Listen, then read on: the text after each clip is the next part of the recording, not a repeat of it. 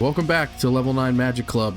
It's Fuzz, joined with me, the Rage Knight, Ryan himself. Yo. How you doing, man? Oh, I'm great, man. This is going to be a good episode. I agree. I'm actually really excited for this one, even though it's not my wheelhouse. I'm more of a supporting actor in this. But today we're going to talk about building a playgroup. Definitely. So, yep, this is something we've worked on for a while. a long time. Getting our playgroups up and running and what works, what doesn't. So this will be good. Hopefully it's informative for people, especially trying to develop a playgroup. Maybe they got only one friend playing with them and they want to get a good pod going and they're struggling. So hopefully we can help with that. Exactly. And this is something we've been doing for over a decade. So we have some experience doing it. And hopefully what we can share with you guys is just some good advice to build your playgroup. You want as many people as you can get, because if you want to have a game night on any random Saturday, not everybody's going to be available, but there's a good chance you can get a handful of people together. So the more people you have access to, the easier it is to kick off games and get people together. Yeah, yep, and it's you want to get those numbers up because as a guy who does a lot of the logistics for our group, for a couple of our groups here, you got to have the numbers. When you have the numbers and you send out, like I know we predominantly use Discords and stuff like that, but if you have the numbers, then that way you're never going to get like everybody. So if you lose 2 or 3 guys, who cares? Because I still got a dozen coming over. That's pretty dang awesome. So that's why the numbers are super important. Build your play group up, have good experiences, and have multiple pods going. If you can house the people too, that's the other issue. Exactly. And one thing you have to be ready for is having multiple platforms to message people on. Not everybody uses the same app. I know that we use Facebook Messenger, Discord. We've used GroupMe in the past, text messages. You have to have that person that's kind of like the catalyst of the group. And I know that for our group, it's definitely you. You're kind of the communication leader, I would say, and you're really good at getting multiple people together, especially from different walks of life. It's kind of goofy, the friend group that we have. No one person is like oddly the same. They're all very, very different personalities. Some big personalities, some small personalities. And I don't always understand how that works. But you definitely need that person who's going to be able to reach all these branches of different types of people. Yeah, and I like to nerd it up as always. So I'm like, it just depends on your charisma roles in life, and some people got it. So it happened to be me. Yes, yeah. I will give you credit where credit is due. This guy could be a friend with a blade of grass, and it could be the weirdest blade of grass you've ever met in your life, but it'll be friends with him. He might not have any other friends. It might just be him, but that blade of grass is going to be his friend, and that'll be the blade of grass's only friend. It's the goofiest, weirdest thing, but hey, man, I'm friends with you, so it worked out. The weirdest blade of grass. The weirdest one. I think, honestly, it comes from an agreeable nature. The fact, I see this with a lot of my friends, some of my friends who are disagreeable, they argue for themselves really well, but they don't care what the other person feels like at the end of that conversation, right? They're arguing for themselves on behalf of themselves, and they'll get better deals, I feel like, especially if you're in business. More disagreeable people, I feel like, because they're hyper-focused on winning that negotiation, let's say, if they're trying to get material or, business-to-business transactions. And an agreeable person really doesn't, because we care too much about what the other person thinks. And so sometimes you can put yourself on the back burner so that they succeed more. And when you're like that, business, you have to learn not to do that. But as for play groups with friends, that's actually really great. Because you can meet people where they're at. You can create a bond with them easier because you genuinely care what they're going through and stuff like that. Again, you just feels like agreeableness lends itself to some empathy in these type of things. So I think that's why I'm able to draw people from different walks of life and get them into cool things like magic. And I guess maybe one of the few avenues in my life where I have patience to reach out to people, because I'm like, hey, look, if I get 2 or 3 pods going in one night, that's going to be good for everybody. Everybody's going to have fun. So, you know, Yeah. Yeah. I do what I can. So for those, I guess, listening, if especially if you have that friend and everybody knows who it would be, right? You're going to probably have that friend who, when he's in the room, his personality takes up that room. He's easy and approachable and to talk to, and tends to draw people. That's the guy. You make that guy reach out to people because he can maybe build your play group up.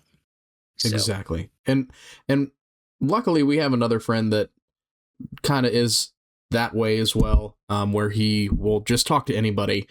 It doesn't matter who it is. He will have a conversation, and he's more outgoing about it than I would be. I know that early on when we were younger and we were playing the game, you know, I coined the term closet nerd from you and Dan. Yeah. Because at the time it was like not cool to play Magic or be known that you play Magic, obviously, because, you know, you're a young man, you're looking for a partner, and most women probably don't think it's cool that you're playing a card game. Let's be real. Well, and as a teenager, you care way too much about what other people think of you. And like, I just went to this whole spiel about agreeableness, but like, as a teenager, there's like an extreme degree where you're like worried about popularity or what others think of you to like a detrimental degree. Yeah. You get past that point. I got older and I'm like, screw that. I'm a nerd. I'm gonna play Magic. I don't care if people know I play Magic. I do plenty of other things. I'm a normal guy. So if people judge me for the Magic thing, then okay. Yeah. Just get lost, I guess. But honestly, most people know I'm very upfront about my hobbies, things I enjoy. And people just get to know that about you, and it's not a thing. But as a teenager, you think, oh my God, if somebody finds out to play Magic, they'll think super negative of me, I guess. There's a stigma to that. And as an adult, just don't care. And I've never had that problem. People get to know me. We strike up a good friendship or whatever the case is. And the Magic thing said, if they don't play, they don't really care. They don't think about it. If they're a gamer, they're like, oh yeah, I've seen Magic before, because who hasn't? If you're a gamer, you've heard of Magic the Gathering usually. Right. And if you are young and you're listening to this in that high school age, nothing matters after high school. It really doesn't. And who cares if people know that you play Magic? It's really fun. If you can get your friends at school to play, you'll have an awesome time, especially if you can play at like lunch or get them over on the weekend or something, or after school if you have time. I mean, it's pretty cool. So don't be afraid to tell people. That's how you build your play group. So yeah, and if somebody makes fun of you, older Ryan compared to younger Ryan, I would have told younger Ryan, be like, if somebody makes fun of you, just tell them they're an ape and they're too dumb to understand how to play anyways. So that's why they're judging you. So just move along, beat it. You know what I mean? That's me. Back then, I wasn't thinking that way, right? So. Yeah, and the funny thing is, that's, again, how we got one of our friends to play. We said, you weren't smart enough to play. And that's right, yeah, we psyoped him real bad. Exactly, and now he's been playing for 10 plus years, and he's a blast to play with, so. You're too dumb. I'm sorry. Too dumb. Excuse yourself from the table. Please leave. So let's dive into it. What do you got for us? Because today's episode is mainly going to be you driving. And I'm so excited because it's one of the things that I've watched over the past 15 years with our play groups, kind of the ups and downs, the multiple play groups get started. And that's all kind of been based around you. And one thing that I would like to get into is, again, supporting roles. So kind of how other players in our play group have kind of supported you and getting these groups going. So let's go ahead and dive into it and get right into the, as you would say, the meat and potatoes. Yeah. And to give credit to a lot of our friends, a lot of this, and I'm sure anybody listening will feel this as well, is it's organic. You have a common interest in playing Magic, you'll come together naturally. It's really when you're trying to expand the group, when you're like, hey, I would like to get 2 or 3 more guys playing this. I would like to get a full pod, because maybe it's just you and your buddy. And I'd like to get a pod of 4 to play. Or actually, we have a pod. I want to see if I can get two pods going at once, and so we can keep switching it up, have lots of interaction, like people in and out of the table. So that's super beneficial. And so I think hopefully this will lend itself to that, because if you're a Magic player and you're around other Magic players, it's going to happen naturally. It's going to be effortless. What I'm talking about here is going to be, how do I expand it? How do I like meet other gamer types and convince them to stop playing Apex and maybe play some Magic with me? You know what I mean? So that's what I think this will help with. So going right into it, I think first step, when I look at a group of guys I have surrounding me, and you get this casual conversation with them about Magic, is what is the spirit of your play group? So what are you looking to do with this play group? Is it more casual? Are we trying to do those grindy matches? We're trying to reenact Helm's Deep with two large armies battling it out for hours. Is that like what you're looking for? Are you trying to be more competitive? And that could be all the way up to CDH, or that could be like more kind of what we play, which is higher end bracket 4, where it's, it's not turn 2 and it's over kind of stuff, but it's pretty dang oppressive. So I think coming out up front with that, figuring out what everybody's likes are, helps the group grow, right? Because there's not a lot of what's asymmetric warfare. Like, there's not one guy in the corner who's just freaking. He's playing Kennen, turn 2 and nightmare killing people every game, and then everybody else sits there with their precons, wonder why they even showed up. So that's not fun. So if it allows some balance. So I would say right off the rip, figure that out, because that'll you'll be dodging that rake. You won't be stepping on that rake early on, and you'll kind of know what everybody's looking for. And as you invite people in, can share that with the other person. Say, hey, we're playing casual. Let's say we're bracket 3, or maybe even some bracket 4 play. We're not doing crazy CDH things because we really don't enjoy that, and most people get down with that. They'll decide if they're going to play or not. So I would just say have that up front. I agree. Yeah, and so I kind of touched base on this in my show notes here about, bolstering the ranked play group whose ideas of Magic and expectations is aligned. Kind of just what I said, right? Make sure you're all in the same mind on this, so that there's no misunderstanding and problems later on. So real quick, before you go any further on that, I definitely think that, especially if you're an experienced player like us, like that have just been playing for a while, pre-cons, that is a great place to start.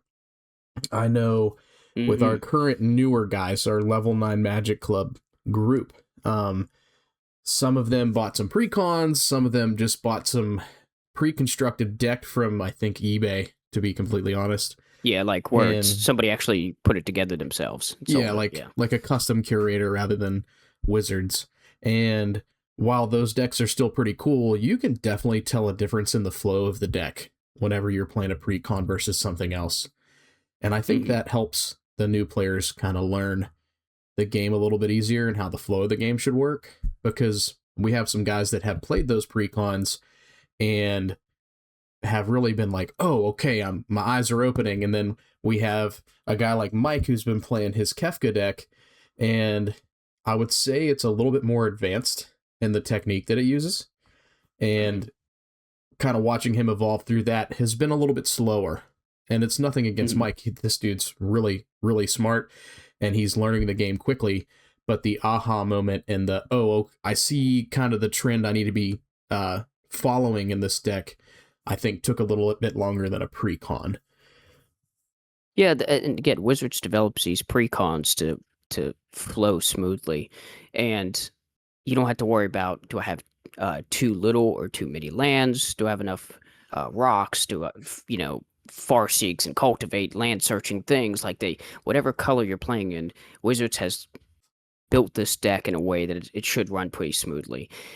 When you're starting out and you're just building a deck and not really knowing where you stand in Magic yet, it can be clunky, and it could cause some pitfalls, I think, because you'll have complications early, because, again, you don't know the format or the structure of a deck, especially if this is your first time. Some of these guys have never played Magic before, and so they're going right into Commander from zero experience, where it's easier having a guy like Will's a great example in our playgroup who played Modern for years, stepped away from Magic for a while, and then met us and then started to play Commander because that's what we were playing. And so there was no worry about like Will building a deck. He knew, okay, I got to do a Singleton format, 100 card deck. How's that work? Yep, okay, easy. And he just transitioned from Modern over, no big deal.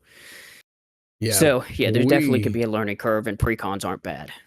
right, and we didn't start playing the game with Commander. Me personally, I was Standard. Right, me either. And honestly, teaching somebody the game of Magic with Commander's pretty difficult. There's been several other people who analyze this and talk about it, but that's a very hard format to step into the game. Although it's, in my opinion, the most fun, and it's a way to hang out with your friends. It's very difficult. So you just got to make sure you start at a good level. In that vein, and like I was talking about, make sure your play group's all on board with what you're doing. I wanted to mention, and this is something I do, so everybody's different, and when people teach Magic, they have different theories on this, so just bear with me, but how I do it is a tier system when I bring new players in, and meaning that I have lower decks. Again, I have a problem. Anybody listening? I have nearly 20 Commander decks, and I'm able to tier up, right? I have bracket 2 up to like bracket 4. It's kind of what I play, working on a bracket 5 now. And so I'm able to tier up from a lot of these guys who've never played Magic with really, slower decks, allows them to work. And then as they grow, I ratchet up the pressure by leveling up the decks because I kind of know where my decks land in strength because I playtest them quite a lot. So once they beat like a couple decks, and I call the system the hierarchy. It's what I named it years ago. And it's just, I know by play testing who's in line, like who's stronger than who, because I usually play them 1v1 and try them out. And so I'm able to pretty accurately ratchet up the pressure as they level up and beat decks and put another deck in front of them. And what this does is it introduces new problems. This deck is a control deck, so they learn to beat it. The next deck they play is ramp and big stompy stuff. The next one's like pingers and weird stuff. Like, I'm playing Kuja and Wizards and Kefka, and every time I cast a spell, it burns for one or whatever we're doing. So they're encountering different problems with every deck, learning to overcome that and slowly getting better and better and better until they get to the higher level decks. I have found that this seems to build people up pretty well. It doesn't disenfranchise them by beating the tar out of them early and getting them upset. It's kind of like the theory on gambling, right? The numbers, excuse me if my numbers are wrong, but the last time I read on gambling and stuff like that, they were saying that the house will let you win. It's some low percentage, like 20% or something, 20, 30%, something like that.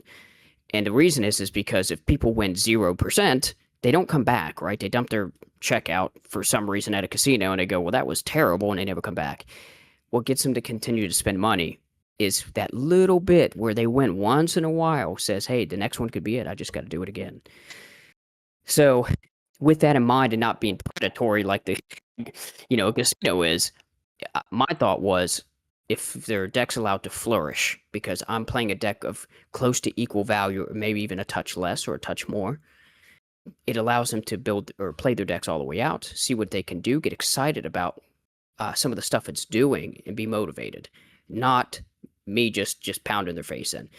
Now, there's a place for that, right? There's a place where as you're building them up and they're getting a hang of it and they really, they're going to play. Like, they're enjoying playing. You go, okay, I'm going to show you a more competitive deck. Play it.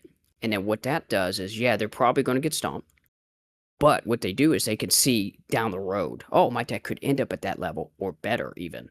And so it hopefully is turning the gears in their head to think further down the line. So I just wanted to throw that out. That's what I do to help build new guys up. And I've kind of adopted that system as well. I don't get to play as extensively as I'd like to at home. But it is a really good way to kind of see what deck is like the best deck out of all of the ones that you have. And it doesn't matter really what, I guess, bracket it could fall into. It's really like your own personal power level. You can say, Asika is my number one deck, and you could say Omnath is my worst deck that I have in my box. And it kind of gives you a way to gauge your own decks. It makes you a better player too, and kind of helps you make your decks better, which is also cool. But that kind of Yeah. hierarchical system to give yourself an idea of what kind of power range you're in and your new players is really nice to have.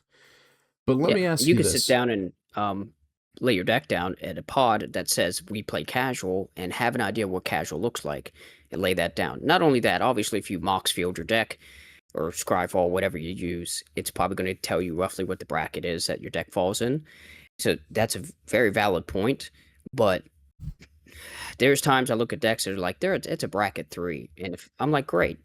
Like, I think of my Scorpion God. And I play the Scorpion God, and yes, it's a bracket 3 deck, but it's not pleasant. And so somebody who's on the, let's say, the lighter end of bracket 3, like they just barely crossed the finish line on bracket 2 and got the 3, it might be a bit much. So having your own understanding of the strength of your deck helps you fine tune it a little further if you're trying to keep it within the range of the people around you for better interactions in games. Exactly. Let me ask you this question, because we've been doing level 9 Magic Club for quite a few months now, and the group has Mhm. kind of grown a lot. I just, to my memory, I just remember like, oh yeah, hey, Will's playing, Mike's playing. Now we got Austin, these guys, Yeah. hey, can you All come in? growing really well.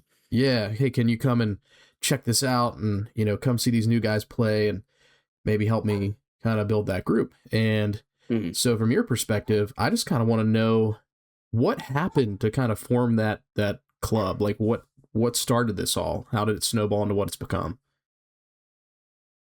Hmm. I'm trying to think because again, this is kind of what I'll refer back to this organic stuff where I'm out in the open with what I enjoy, right? Guys know I'm like a big martial arts nerd, and I'm also uh, a nerd, right? I also love gaming, especially card games. Again, this is why I can't beat The Witcher 3 because they have Gwent, and basically once I had Gwent, I didn't need the rest of the game, so I have a problem. Well, um, when guys hear that about you, you just start talking about that, and I believe, and I hope I'm not misrepresenting this, but I want to say it was our friend Steve and Will that sparked this when talking to them because Will was a former player, like I mentioned, a modern player, and Steve's one of our active players in both groups. And got talking to Will, and Will was like, "Oh yeah, I used to play Magic, and I do all these other things." Got talking to Will, and then that grew, and Will started playing again with us, so that was cool. So he really was the catalyst into some of these other guys who was friends with Will. And then as Will was explaining he was playing cards, I think it opened the door to some of these other guys, Mike and Austin and the like, to start talking about it and say, yeah, Magic's a great game. Yeah, and here, look, there's Magic Arena. Try it out. Don't even spend money. Try this first. See if you like it. That kind of thing. And I think it snowballed from there. So it takes one guy who has played Magic before, especially, but is interested. Gets motivated by it because Magic's just it's fun and it gets you looking up decks and you get excited about different things you're doing. And then he's communicating that with some of his close friends who game with him and different stuff like that. And they're like, well, that sounds fun. Give it a try. Especially because a lot of his friends, I want to say Mike is a big tabletop kind of player, likes board games and these different things. So I think he was much more open to it as well because it's kind of in the same vein. And yeah, it just went from there. So Okay, yeah, and all the guys we play with are big gamers. I mean, all of them played some of the most classic games that have ever existed in our generation. So I can yeah, definitely understand that and see that. yeah. And And I think you need to be to play Magic too. Not you don't have to be. Obviously, somebody's going to prove that wrong, but it's easier for what I can tell if somebody's a gamer, a normal gamer who's played a lot of things and is naturally can take abstract ideas and rules and run with it.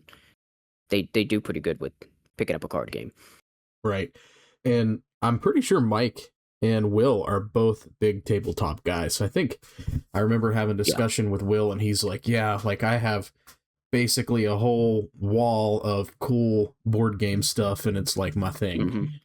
So Yeah, it's great. yeah, And so yeah, Magic's not a hard segue for people when they're a tabletop player anyways. So yeah, it's easier to convince those guys, and they're smart guys, right? They picked up the game pretty dang quick, right? And uh we're they're drinking through the fire hose a bit because we're just hitting them with just a lot of knowledge, and we try to rein it in. I know you do, I do, and try not to just hit them with everything, but I think they're in the hyperbolic time chamber, to use a Dragon Ball Z reference, and they're working out fast and coming out much stronger on the other side because they're working with us a lot and gaining experience rapidly. And again, I credit to some playing Magic Arena too, where they can go home. You can't always play the physical cards, but they're playing Arena. They're playing now. They're getting together playing Tabletop Simulator, and playing their Commander decks. yeah, So that's really good. and they ask really good questions too. That's probably Yes. my favorite thing is they ask really good questions. And I think a big part of when you're building a play group is you need one, maybe two people that are committed to finding answers whenever it comes to like rules, Hmm. that can explain interactions in the game. And if you can't, you have to be able to Google well. That is pretty Yeah. much my entire life is knowing how to Google or YouTube University. So as long as you can Mm. be good at one of those two things, searching for answers when it comes to like a rules issue or how the game is played. Heck, AI Um, now. well, actually, I have found that AI is wrong more often than it's not when it comes to Magic in my experience. Mm. So I was actually going to say that don't use Google's AI search. Um, you can Garbage. find the Magic comprehensive rules on their website and read through it. It's pretty understandable. A lot of it's in layman's terms, and I know for me that's a big deal because I struggle with basic English. So if I can read through that rule book and understand the game, most people are going to be able to do it. But I don't think my so, because you're pretty much like our unofficial judge. Like, one thing, it don't matter how long I've been playing, I'm a player first, and I love deck building, the creative process, and that kind of stuff. Where your strength really shows is like how, I guess, analytical your mind is, and so just the rules stick in your head. So you're, like I said the other day, you're explaining more priorities to me, like the trying to fine tune my game so I'm not playing sloppy. You know what I mean? And so you're really good about that, laying things out and how they're supposed to go, and really hitting the phases correctly. So it's super helpful to have that guy. I might be able to pull people together, but you help correct the games, which I'm super thankful for because I don't always have the answer. Yeah, and there's still frequent times where I'm just wrong because I'm not as into it as I used to be. Um, Mm. but like I said, if you can Google well or even navigate the comprehensive rules, you're going to be able to find the answer. And there's also resources you can get into. I know there's a Discord server out there where it's basically just a bunch of judges that are available to answer questions if they can. Hmm. Yep. What about speaking of Discord, isn't the judge bots in Discord too? You can always add to your Discords to ask questions and stuff like that, if I'm not mistaken. I believe so. I've not used that resource in a long time. It's been a while. Me either, but I know it existed, so um, it's something to look into at least. But yeah, Yeah. there's forums, there's all kinds of stuff you can ask questions on. And then But yeah, another just good resource is the Mythic Tool app, and that's something we can do a hmm deep dive in sometime. But in the Mythic Tool app, it actually lets you pull up cards and their rulings, which is super helpful. The same app you good can, app. yeah, the same app you can track your life in can also pull up rulings from the comprehensive rules, and that's pretty valuable. So just for me, I definitely think that it's important to Yeah, have somebody that can do that. Um, hear that, but Mythic Tool? Feel bad for us. Sponsor us. yeah, maybe one day in a galaxy far, far away. Yeah. Okay. So before we got off on that tangent, the last thing we were talking about was kind of bolstering the ranks, and Hmm. kind of keep the expectations aligned. And then one thing we can talk about is local gaming stores, because mainly we play with our friends and our friend groups, Yep. coworkers, etc. Me personally, I've never had success with really getting somebody from a local gaming store into our friend group that I know of, that wasn't a friend of a friend. Yes. So Yes. what's Go your say it. opinion on that? Opinion on that? So I will say this: if you're trying to poach people from the LGS, good for you. But it works in the sense of you got to have a guy who's a very social guy. So I'm going to say I'm a weird contradiction in the fact that I'm very introverted, but for some reason have this ability to like draw people in. So it might take me a minute to like approach people and talk with them because I kind of mind my own business, do my thing. But once I get engaged with somebody, it's a good chance I could befriend that person. Well, anyways, our friend Steve is this very social person, like where I could probably disappear in a cave for a long time and be okay with that, like utter silence and no one around. He would struggle. He's a social person, and so he's really good for going to the local game store, right? And he will play with different people and feel them out and see how friendly they are, how helpful, if they're having good interactions in games, and that's where our buddy CJ come from. He was a very kind person and very knowledgeable, very good player, and he come from an LGS close to us, and Steve just played with him one day and was like, "Yeah, hey, you should have a group of friends who play regularly come out and play," and that's how we met CJ. So it works. Awesome guy. He is, and so if you're struggling there, and I know a lot of people, uh, with social anxieties or different things, but if you're there playing a game, you're there playing Magic, and sit down and you have good interactions with people, especially if you're there for hours, right? You're at your LGS, you're playing hours of Commander, and maybe there's even a guy or two there, a guy or gal there, and every time you play, they're real easy to play with. They're easy to talk to, they're helpful, not super judgmental or anything, and they're asking good questions, stuff like that. Then it's not hard to send an invite and say, "Hey, are you looking for more Commander nights or something like that?" Because a group of my friends play on the regular, but there's only so many of us. Like, we'd like to build our group up. Would you be interested or something like that? So it doesn't hurt to ask, right? And a lot of people who love the game are more willing to do that. Um, but it depends. That's a tough one. I found an LGS is totally fine, and it's where Magic players are. But I found I've had much more success just meeting people organically with friends of friends, coworkers, even like I wear everything on my sleeve for the most part. So even when I'm like at jujitsu, people know I play Magic. So wherever you're at, if you're open and honest about your life and that kind of stuff, and you get talking with people, like naturally it comes up what you're interested in. You can find people pretty easily that way. I'd say though, if you wanted to speed the process up, you'd be hunting at the LGS because Magic players are going to be there, and you'll probably be able to pull from them because guys want to play. So Right. And one thing that I personally pride myself on is just relationships. That's everything in mm, your life. I mean, if you really think about it, if you strip everything away, Magic, work, your personal life, your house, then all you have left at the end of the day is yourself and the people around you. So, you know, it's really important to build relationships of these things, or these in these yep. ways. And it doesn't matter if it's through Magic or food or whatever gets you together. Um, so if you are going to the local gaming store, I would say be careful about the people you let into your personal group, because Mm, some people are just using you as a vessel to play the game, and they're not always genuine. And you have to look out for those people, because there are people out there that that's their only goal. They just want to play the game they want to play. They don't really care about you or what you're doing. They just, again, want to use you as a vessel to play the game.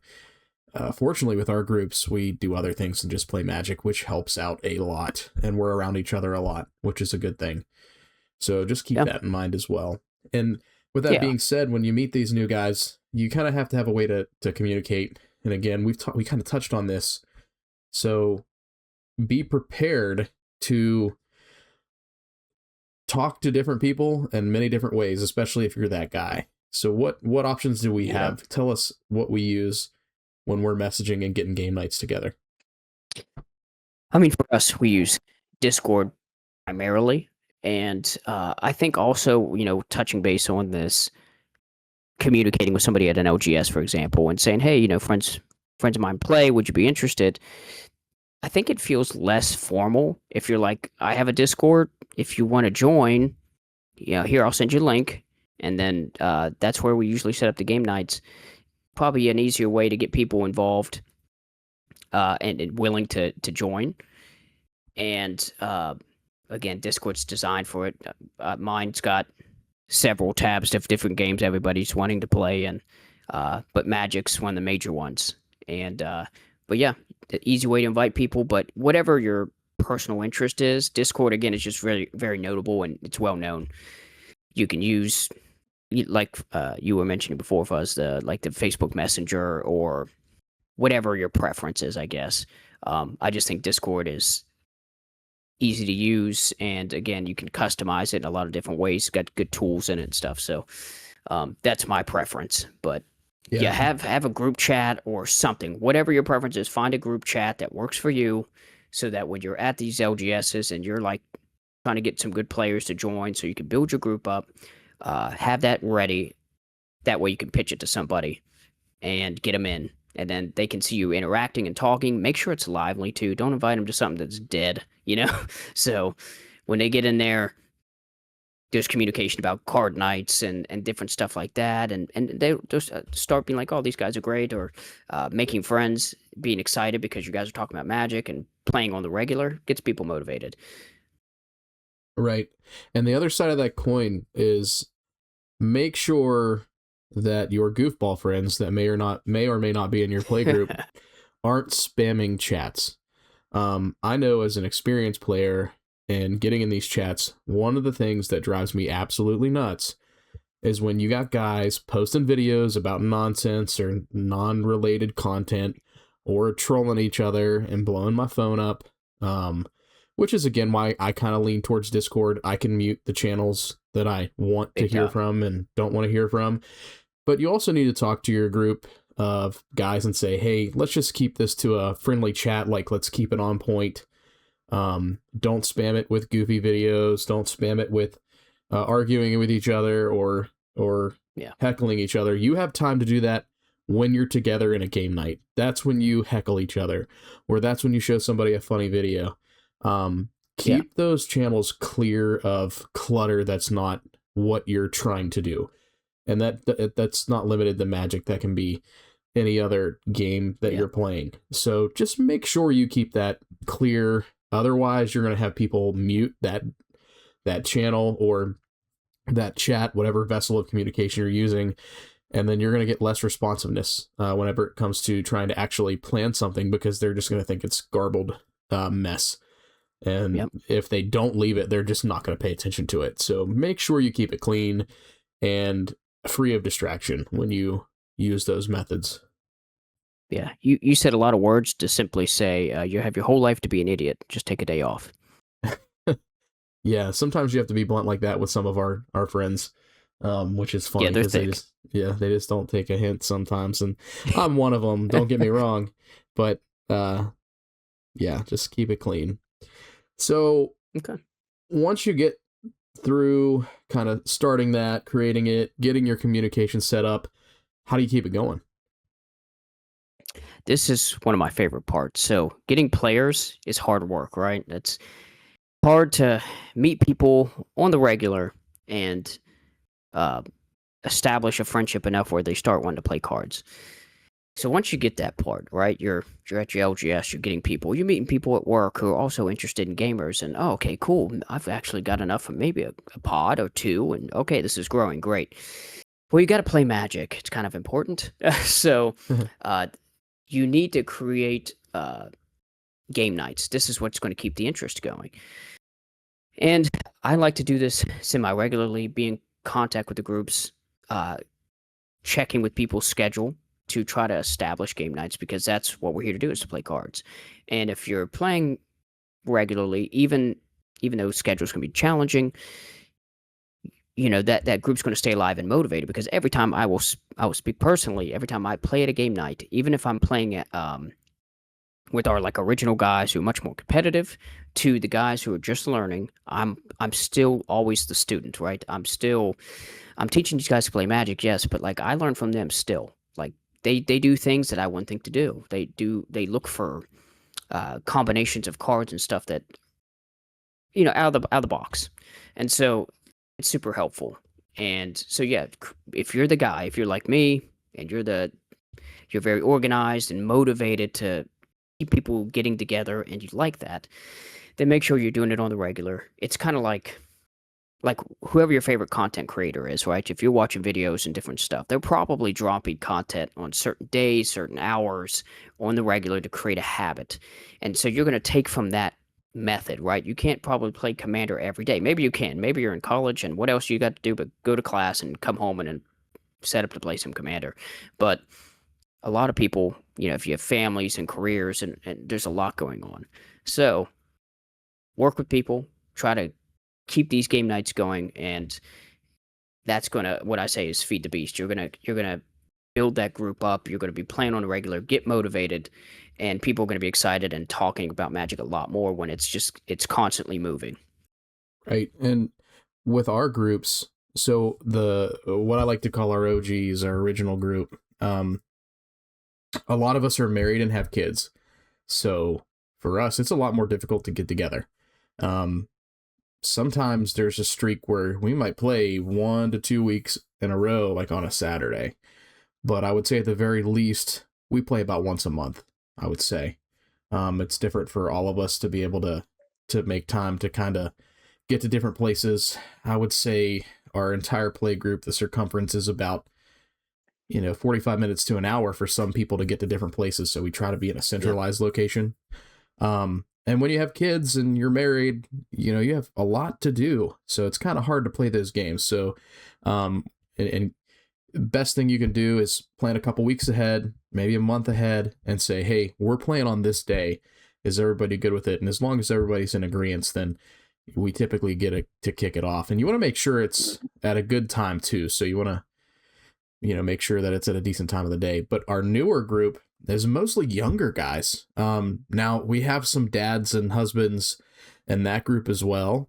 But we also have some younger dudes who might just be in a relationship and no kids yet. They have a lot more free time on their hands, so they get to Yep. play a little bit more. So, like Ryan was saying, if you're in college, it's way easier to play Magic and get a group going than it is when you're older. So if you are in that situation, definitely get your play group built now. Because if you're at a local community college or not a huge school and everybody who goes there is maybe friends you knew or local to the area within an hour of you, it's a lot easier to continue that friendship and get to play Magic and have an excuse to hang out when you're older if you start now. Yeah. Yeah, and you look forward to it. I will say, as the guy who has a family, a lot of responsibilities, and these things, when you set up that game night, you're super excited for it, right? Because life is busy. There's always things going on, and a lot of responsibilities. So it's a big event, right? And so you want it to go well, and again, you're looking forward to it the entire time up to it because it's like, oh, cool! I've been working on commanders. I'm excited. I've been watching commander content and you get psyched out for it. So it is cool when you establish it early that it's just something you continually do through life and it gets your friends together. I always say that it's kind of like the newer age version of like when old men used to get together and play poker every Friday night. You know what I mean? It's um, Exactly.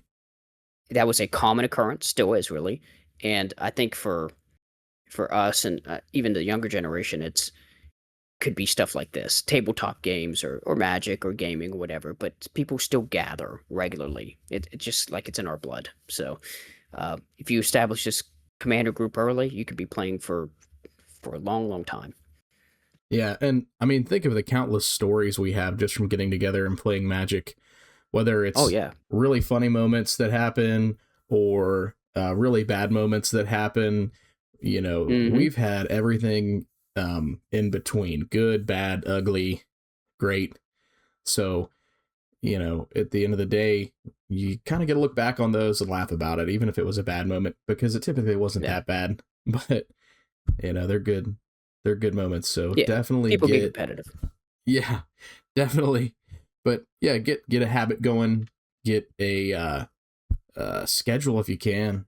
Put it on everybody's calendar. Make a shared Google calendar or iCloud calendar, and say this is when we're playing, and here's where we're playing at. Um, Yes. I'm glad you said that, because that reminds me, another thing for Discord, is you can create events in Discord. So I know right now our group's actually, merging both the groups we play in, and we're doing a draft, here in the next month or 2. And in Discord, I've been able to create an event. People can then click on it to say that they're interested, so you can kind of get a head count of who's coming, and it gives a description, and then you can put where it is. So basically, people can get on their Discord the day of, and if it's not at your friend's house or your house or wherever it is, and maybe you've got enough guys where like you rented a small area to do this. Trust me, I've thought of doing that as well, just to have a bunch of room. You could put the address of the site, and so people can click on it, bring up their maps, and GPS their way there, so everybody's able to get in and out. So it's super user friendly that way too, and you can set reminders. It's always, I want to say it's always at the top left corner of Discord under like an events tab, so you can always reference it. right. And it's nice to have, because some of those newer guys we have, when they come out to what I'll call the boonies, which is not really that bad, but if you've never been out there before, it's kind of confusing. So they're like, "Whoa, that's way out there," and having those directions is nice. But Yeah, yeah, and again, if for example you're developing this group and some of the people you pulled from your LGS or work or wherever it is you met them, they're coming. Let's say it's your place, and you live in a rural community, and they're all more in a city environment, an urban environment, and they got to drive out to your place because you're hosting. Yeah, even better. Then give them coordinates using that event tab so they're not lost trying to go out there because it's not their usual place. exactly. So when you get together and you go to, a friend's house or a local gaming store, wherever you're going to meet, um, what what does that game night look like? What's going to make people? What's going to keep them coming back and kind of making I guess, the atmosphere a good one to be in, so people are like, "All right, this is cool. I'm digging it," and make them want to come back. Okay. So this one I get into some detail, right? Because we have learned from some of the abysmal card nights we've had where we're like, I don't know what just happened, but I need to like leave. And then some epic ones. And to me, and again, somebody listening to this might say, this guy just is, he's thinking of every little detail. I just don't have the bandwidth in my brain for that. But I'll lay it out anyways and take what you think will work best for you. But this is kind of how I think going into a game night, especially if I'm hosting or I'm doing an event like this draft event I mentioned. I'm trying to think of all the parameters and what's going to happen so that you have the max quality experience. So some of those things, this is quality of life stuff, right? If you're hosting an event and it's going to be several hours, right? Commander, especially if you guys are casuals, you're one of these filthy casual groups who ain't doing turn 2, 3 wins, and that's probably most of us.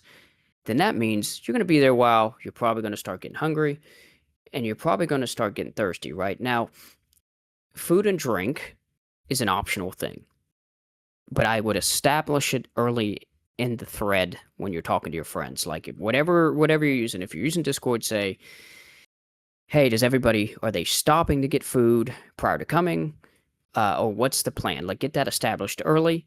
And if you're so inclined, and sometimes, especially for these, like this draft event I mentioned, or anytime you're doing something special, I try to like save some money back or ask the group for everybody to pitch in if they're willing to get some pizza get drinks, that type of thing. So you're settled in. You're going to be in that spot for a while. So people have food to eat. You got it laid out. They got drinks, and it makes it nice. Makes it a nice event. Um, Right. And I remember the last game night we were at, we came to your place and somebody had brought Little Caesars pizza. It doesn't have to be immaculate. You know, that was awesome. everybody, yeah, everybody likes pizza for the most part. I don't think I've met a person in my life that doesn't like some form of pizza. And you don't have to get Yep. crazy expensive with it. People will eat it. And my appreciation was I had a couple bottles of water there, and, you know, it was nice and cold. I was able to play, stayed refreshed. And it's not, like you said, not something you have to have every time, but definitely set that expectation like I'm having food or I'm not having food. So that way you don't want people to come hungry and then like be hangry while they're there. It's not fun. Yeah, and the one thing I've done in the past is done like a big thing of buffalo chicken dip, right? It was relatively cheap to make, and I was able to get a couple 2, 3 bags worth of like chips and super inexpensive way to have snacks for people when I was hosting, and people were very appreciative. And again, it makes it a nice experience. That's why if you're playing like freaking every weekend, right, and your budget's limited, you're probably not going to do this. You're able to get with your friends for a few hours, play a couple games of Commander, and that's maybe all that you're going to be able to swing. I wouldn't worry about it. But if you're doing a special event, or if you're able to, and you're like us, you're only able to play every so often, it's a special time. Like we're super excited for it. It doesn't happen as regular as we'd like. We make something out of it. That's all we're saying. So it's something to consider. Yeah, Other than that, you tell them to pound sand and bring their own stuff, and you don't care. That's totally fine exactly. too. So, Tell them to pick up some Rotten Ronnies on the way. Get some chicken there you nuggets. go. Yeah. Well, I don't know about that because they might never leave your bathroom. So We've had that problem before. definitely. And But sorry, go ahead. oh no, go ahead. If you got a question, go. That was no question. It was just kind of talking about the next thing is very important, is to make sure you have an uninterrupted environment. Tell us how important that is. It is one of my things, right?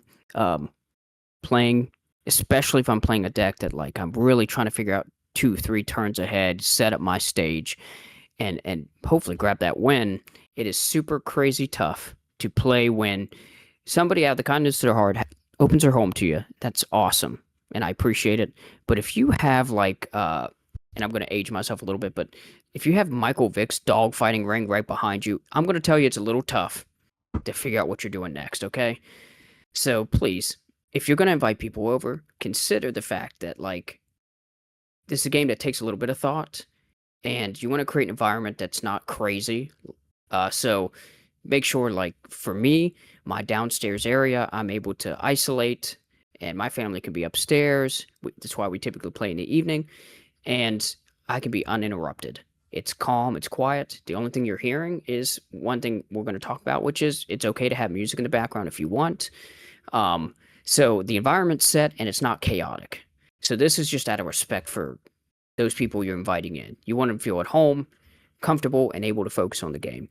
The more craziness you have going on around them and interruptions, unwarranted interruptions, it's the quality of life goes down for the card night. That's all we're saying. So just be mindful of other people when they're coming over, that you've set a stage for them to play.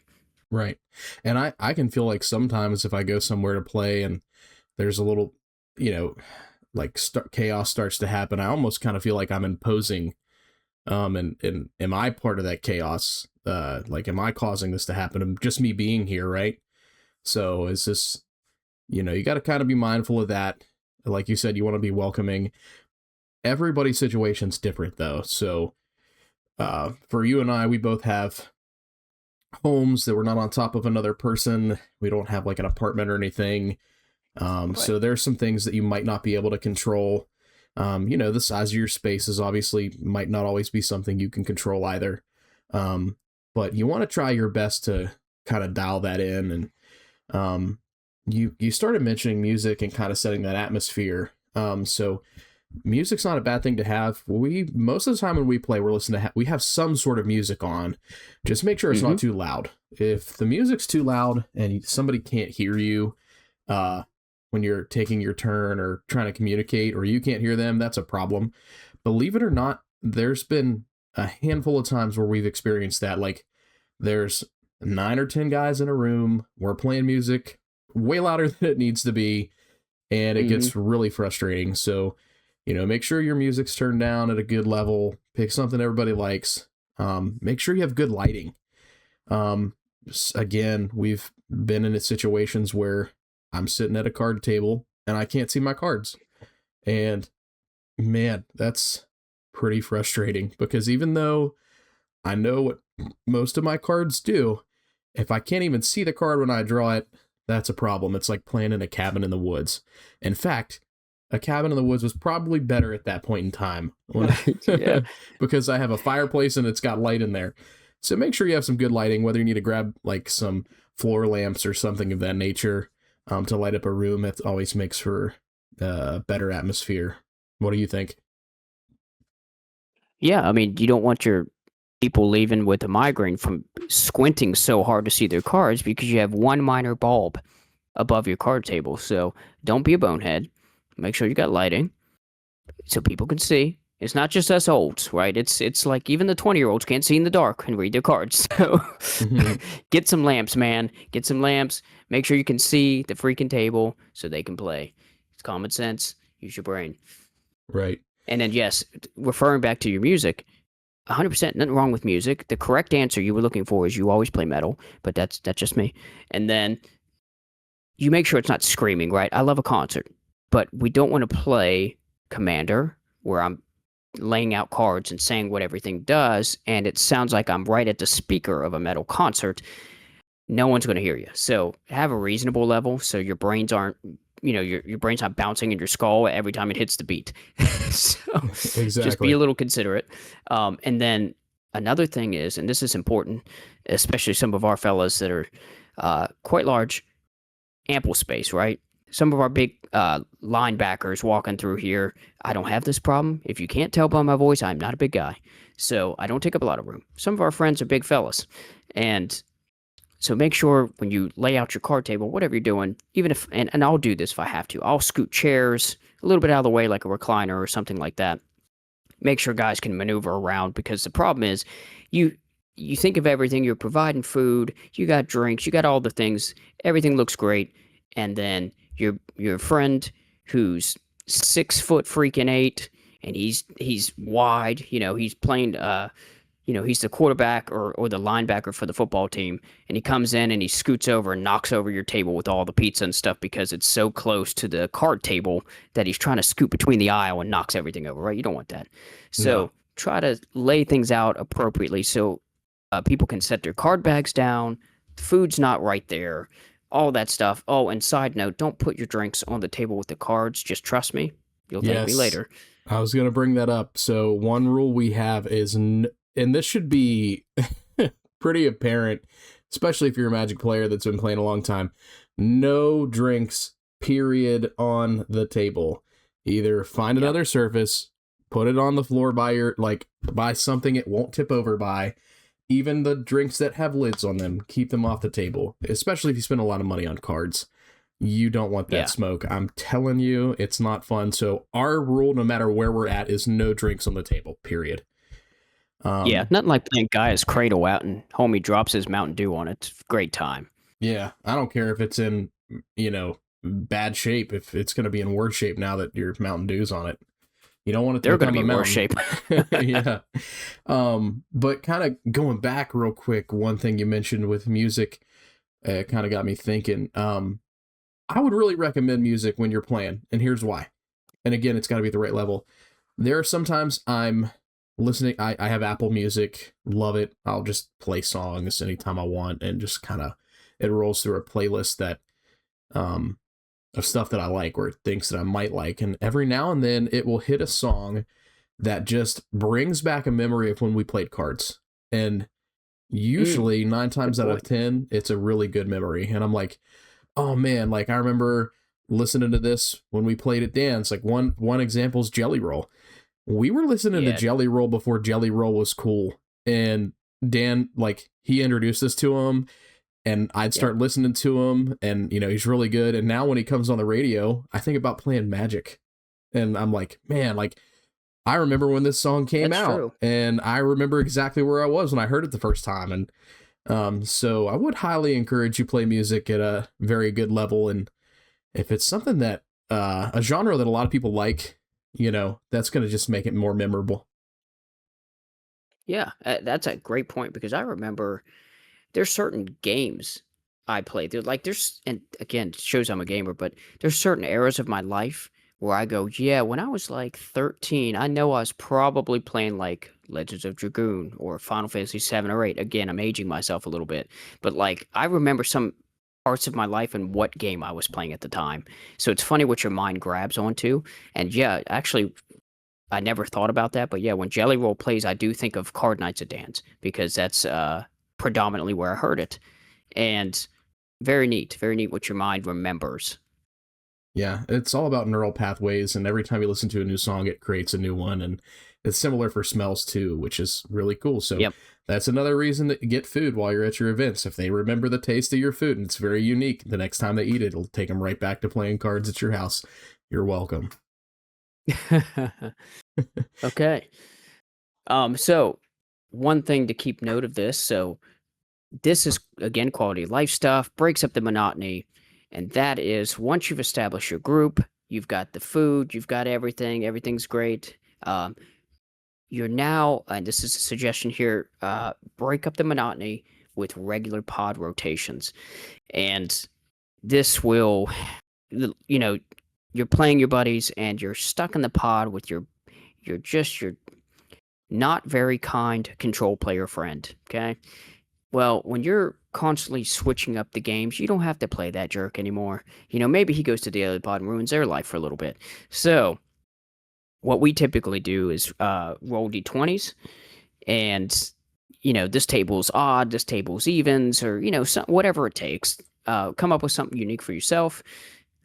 But this will help break up the monotony. Play different people. Everybody gets to see different things. Makes the game night a little more fun, I think.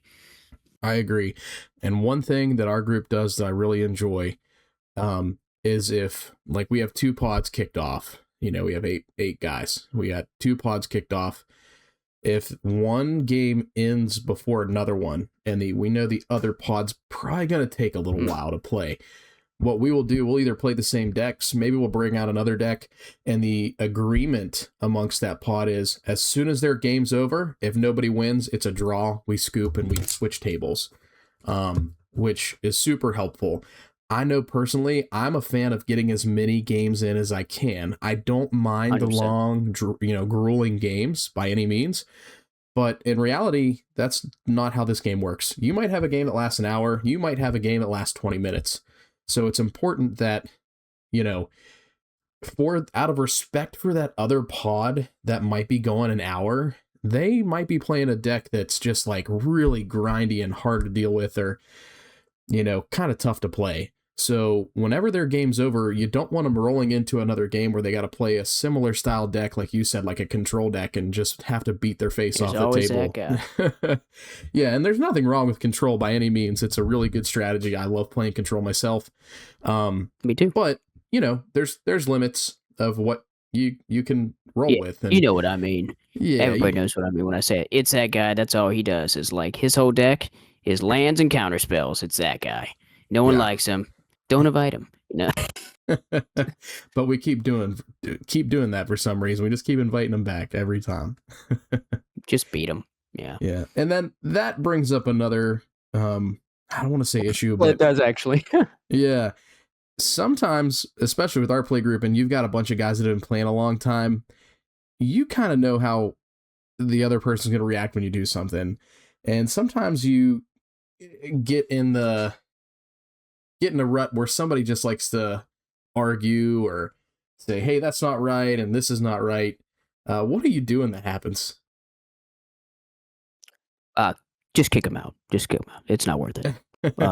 Get out. Beatings are also acceptable. For those, the right answer is diffuse any of that stuff. Right. You want to maintain the spirit of play in this card night. If you have the spike and anger or frustrations and stuff like that, right? People's experiences are going down. Now, people could be competitive, right? So, and Magic will expose this, Commander will expose this in people. And so you want to diffuse that as much as you can. So don't lean into it. Don't get mad yourself. Fly off the handle because it could ruin the whole night. People will just be like, "Whoa, I'm just gonna peace out of here." So you don't want that.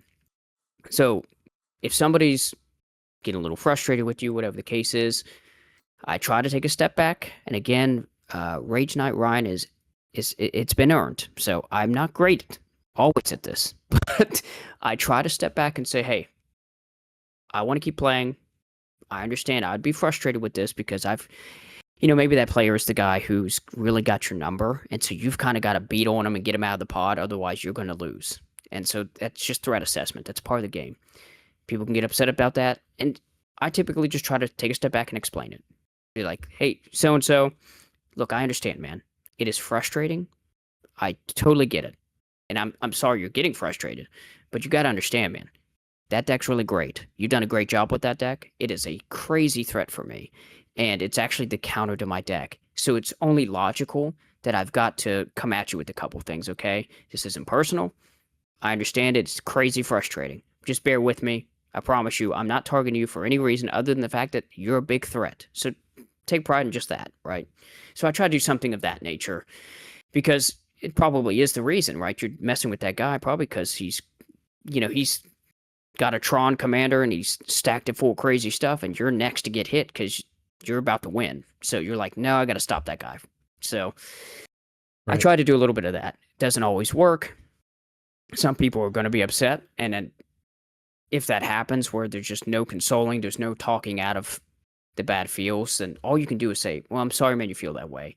I'm going to play to the best of my ability, and if you don't like that, you don't have to play. If this game's frustrating, feel free to scoop. We'll play next game, and maybe I won't play this deck because it clearly has some stuff that's driving you nuts, and we'll switch it up, okay? I don't want anybody to have bad feels, so no big deal if you do that. Yep. Tends to be the only things I could think of. We had a situation as well. I'm not sure if you were here for that. It was the last time we played at my place. In fact, I don't think you were there. I think we played in pods of 3. We had 6 guys, played in pods of 3, and we have a lot of us hang out so much that we're pretty much brothers. And these 2 particular guys that were playing were in a pod together with one of our buddies who hasn't played with us in a while. And these 2 guys, I'm telling you, they could be brothers, and you, if you didn't know they weren't brothers, you wouldn't know, I guess, but I don't know what I'm trying to say here. But anyways, they started arguing and over the game, and it got to a point in the night where this particular player just kind of got fed up with the semantics at the table and some other things that were happening, and he just said, all right, I'm done for the night. He kind of packed his stuff up. He still hung out, but I was actually pretty surprised because sometimes some of us can get real wrapped up in that and get really angry. But he just kind of cooled down, said, look, I'm done playing. I'm going to hang out for the rest of the night and, be here. It ended up working out. So you also have to be around people that can step back when they need to, when they're getting frustrated, and just say, this is not worth arguing over. You're my friend. I'm just going to bow out for the night. And sometimes, yeah, that leads to people leaving early, but it's better than getting in a fight over a card game, really. Yeah, I honestly try to crack a joke, lighten the mood a little bit. Try not to let it escalate if you feel it escalating. I mean, I'll say dumb stuff. Just say dumb stuff to just segue away from it, right? It's like, man, this guy's mother must have beat him before he got here. It's ridiculous, you know what I mean? Or say something stupid. Yeah. Just to make him feel like maybe it points out that like everybody else is calm, but you're losing it. Maybe you need to back off and make light of it and give him an out. So he can go, oh yeah, it was a rough one, but I'm okay. I'll be all right. Let him calm back down. Try to keep the light mood going because tempers will flare. You're playing a game. You're so close to winning a pod, and some jerk side swipes you, takes you out of the game, and you're like, dude, if it had been my turn, I could have won this game. And that's going to happen. You're going to get frustrated with that. But that guy's playing the game too, and he's doing what he probably thinks is the best for him. And so just remember that back. If you're getting frustrated, just take a step back, shuffle your cards, get ready for the next game. And actually, to get out of that funk, I try to just start watching the game and like, hey, show me your hand. Like especially if they're friends and you're comfortable with them, right? Oh, okay, cool, that's awesome. And like see their board state, and then maybe you can learn something. I also write notes. I just to keep track. Like I'm playing my Codus commander, and getting mana screwed, right? I'm not drawing any lands. This is a problem. I need to up the lands, and I'll make notes and stuff like that. So I'm always, again, the student. I'm always trying to learn and adapt. And if you do that, you get a little less of the pride involved. Absolutely. And that kind of brings me into a good point. And it's probably my favorite thing, I think, whenever it comes to game nights, or at least one of them, is when I can share something with somebody, or somebody can share something with me to make my deck better or make their deck better, and then watching it kind of come to fruition in another game night. Yeah. Very That cool. is awesome. And it's really fun right now with our new guys. Um, just for example, Mike getting a demonic tutor and seeing like how strong that one card was to really kind of Yeah. lift his deck up a little bit more, get it to that next level, and just kind of, it's almost like weightlifting, or like you said, doing jujitsu. You're strengthening that muscle and figuring it out. And man, that is so cool. It's so cool to see. It is. And that finally leads to the one of the most important things was just have fun. Just have fun at the card nights. Enjoy, have laughs, see cool stuff go off. And I get inspired. Like I said earlier, every time we play, um, I get ideas for other decks. That's why I built so many of them. Because like I'll play you, and that stupid Omnath deck will go nuts, build a million freaking elementals, and then they'll all get blown up or something crazy, and you'll just nuke us all to death. And I'll go, man, that was awesome. I need to do some of that. So when you're again going into anything, be humble. Uh, be always the student in your mind, trying to learn from the people around you, and I think you'll enjoy Magic quite a lot. And again, show up, show off if you can. But you're gonna take losses. It's Commander, so there's 4 people involved a lot of the time. And if you're winning every game, you need to either convince everybody else to level up to you, lower yourself a little bit, or find another group too. Because yeah, it's also not fun, to me at least. If I was winning every single game and not getting any pushback, I'd be like, oh, I gotta like, I don't want to leave my friends, so let me play something weaker, and that way we can have some grindy fights. Exactly.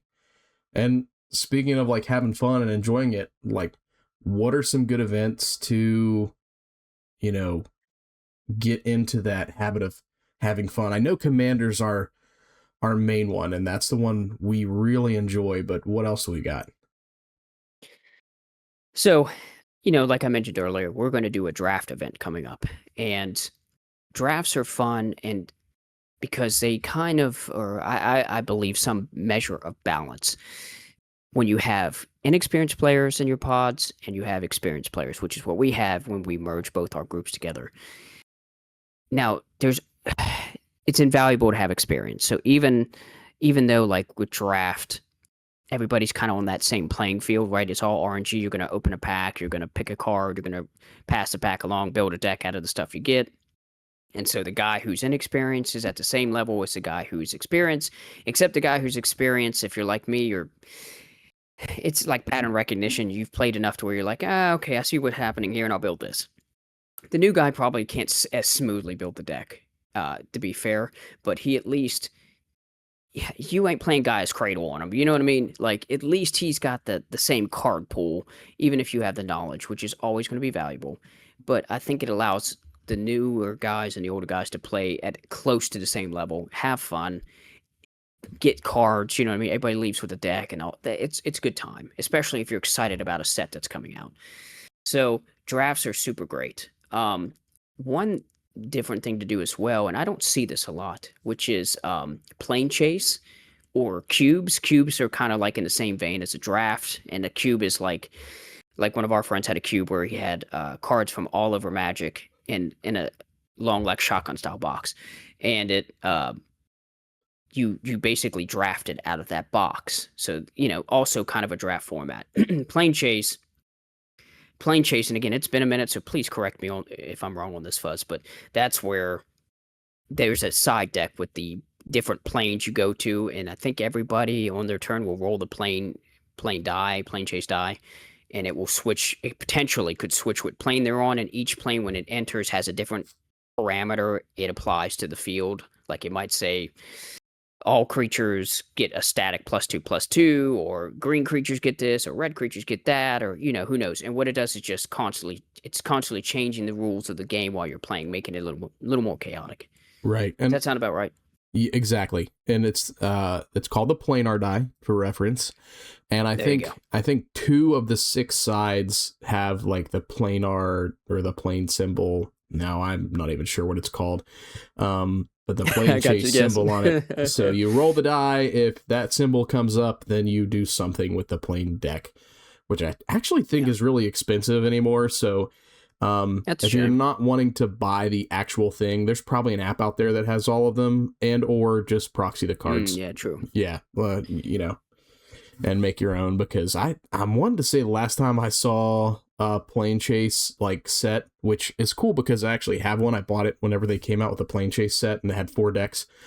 But I think an unboxed plane chase deck, I thought I saw going for like $300 at one of our local gaming stores. Yeah, it was crazy, and I'm like, man, I'm really glad that I jumped on that a long time ago. But I will say this: if you do plane chase and commander, just buckle in. It's going to be a long game. It's going to be a really long game. Oh my goodness. Holy smokes. Try to limit it to a maximum of 4 people. 3 people would be better. Do not play with more than 4 people, or you're going to play one game for 7 hours. Ask me how I know. Yeah. Yeah. Okay, and then beyond that, this is probably my favorite, to be honest. I love draft just because it breaks the monotony up, right? And sometimes I'm excited about a set. But my favorite thing really to do is because it's still Commander, and that is create Commander tournaments with prize support. So this is a lot of fun. It does take some doing because everybody's got to pitch in for this, and you got to set up a venue and these type of things. But the cool thing about adding the prize support, it adds a little competitive edge. Everybody brings their craziest EDH stuff. I like it a lot. And again, it's not just a standard pod format. There's like a bracket system and different things. I just think it's a good time, and you can get a handful of packs of the newest set to come out, throw it out for first, second, and third, let people fight to the death to try to get it, and play hard. I just think it's fun, and one additive I tend to do because these things become a bloodbath, right? Everybody's like, let's bring the gnarliest stuff we got, and I'm going to win those packs, and they're just smashing each other. There's a good chance a lot of guys are going to be knocked out of the bracket system. So what I do, not only can they keep playing, right, with the bracket system, like the lower tiers will still play, but if the lower tier guys, like the last couple guys are just kind of burnt out, and they're like, hey, we're the bottom, we're not winning anything, and my deck's not working, I'm kind of frustrated. I try to have a contingency plan for those type of situations because it happens, and I'll set up a gaming station. So typically what I do, even if it's not at my home and it's at a place, I'll bring a TV or a monitor, and I'll bring like classic games. I'll bring like a Nintendo 64, or, if you have like a older model PlayStation or Xbox or something, and you're like, hey, I know what I'll do. I'll set up a game station, and I'll put like Halo there, and guys can like play split screen old school like Halo while they're knocked out of the tournament or something like that. That makes it fun. Guys can still hang out, talk. It's a social thing. Sure, they're knocked out of the tournament, but they got to play, and now they're having fun doing a whole different thing. And it's more of that effort to not let the bad feels come up, because they're sitting there just like playing on their phone, like, all right, I'm out of this tournament, or I'm just uninterested in playing anymore because my deck's not working. And it gives them something cool to do and still hang out with their friends. So that's just an aside, but it's definitely a fun thing to do. Some bracket tournament stuff if you want to get a little crazy with it. Exactly. And one thing I will say that you need to be careful of is anytime you do a tournament and there's prizes, it's probably automatically going to become CEDH. So Yeah, bring your worst stuff. just be prepared for that. If you don't want it to be that, make sure you set a very fine line of rules. Or say, hey, we're going to play this tournament and you can only bring precons. This can be a whole episode by itself, but make sure you Yeah. limit the precons people can get because there are some that are obviously way stronger than others. What if you just did like bracket 3 or something? You could, and that would be fine. Again, just make sure you have clear rules on what black bracket 3 is for you, because man, you could get somebody saying, "Oh, that's not bracket 3." That's one problem that I see a lot. When I look in pick forums. a website. So, Like for me, it'd be like it's Moxfield bracket 3, and then everybody's at the same standard. well, you got to even be more careful than that. Just be very specific in how you want to play it. Just it's not the way, it's a way. Be very careful. I would say, or just set a standard of, hey, precon decks, this is what you can pick from, and let's play. You could even do True. 4 precon decks and have 8 players come and say, you can pick out of these 4 precons, you can pick one of these decks, so that way you can play it, and then everybody's on the same field. So, yeah, I'm down with it. And then finally, what I have here is group trips. So I like doing the group trips, getting everybody together, and especially if it's a Magic Fest or something going on. And it seems a lot less than it used to be, but these add some excitement to guys, right? Especially if they've never been to one. You don't have to be participating, right?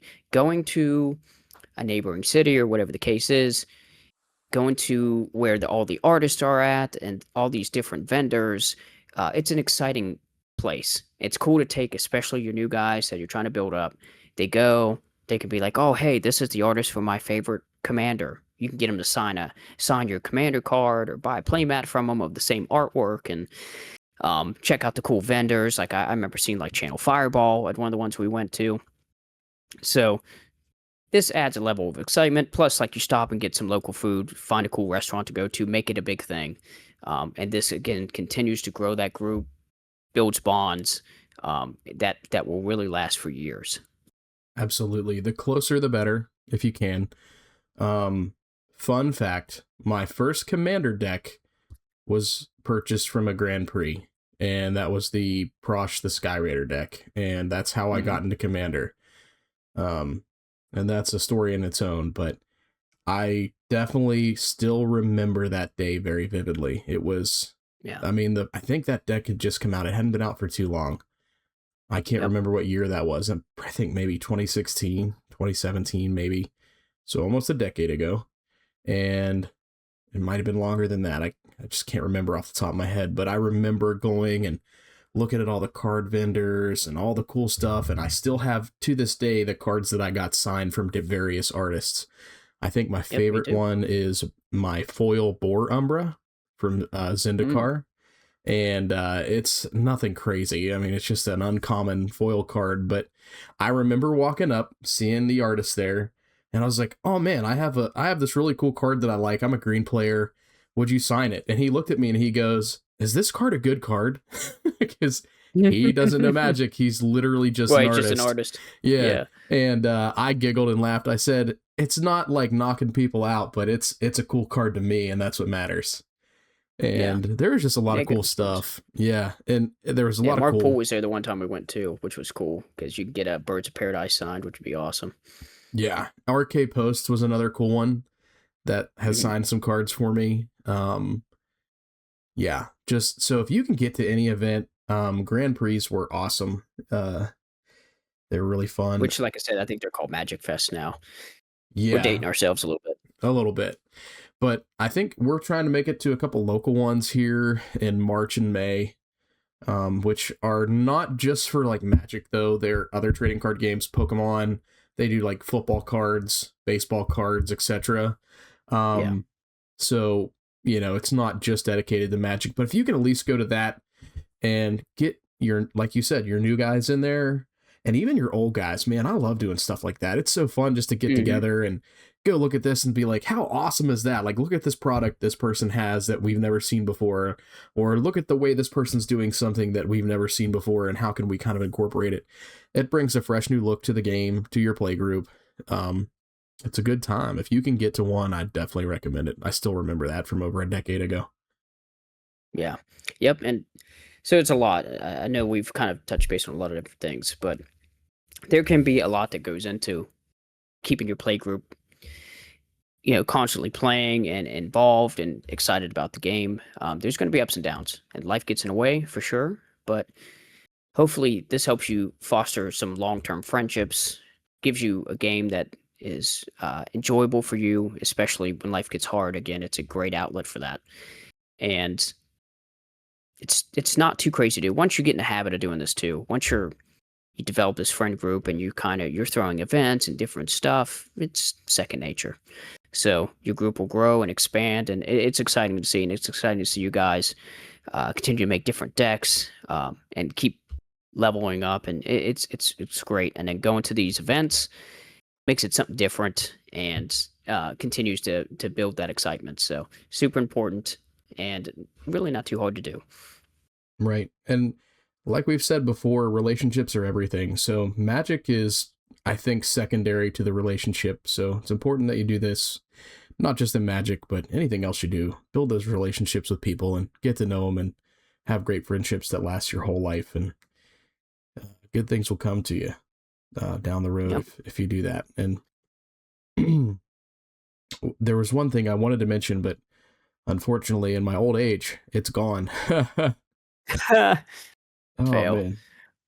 Exactly. All right. Well, I mean, that's about it. That's covering a lot. Feel free to go back through all these things, see what you got to do to build up your group. You won't regret it. Again, having these great dynamic 2 and 3, it's pods at your place going and switching and playing different people it's a great time. So hopefully you have some luck at that. Magic continues to get better and better for you, and you're inspired by it. So that's all I have. Good luck to you. Hopefully this benefits you in some way.